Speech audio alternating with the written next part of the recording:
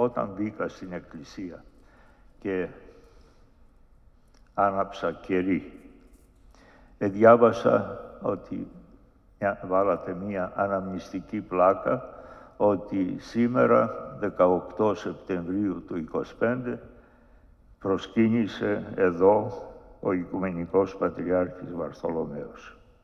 Όταν βλέπετε αυτή την πλάκα, την αναμνηστική, ανάβοντας κερί, θα θυμάστε πράγματι ότι όχι μόνον πέρασε ο Πατριάρχης, αλλά και συναντηθήκαμε μαζί του. Θα λέτε, τον είδαμε, τον ακούσαμε, φιλήσαμε το χέρι του.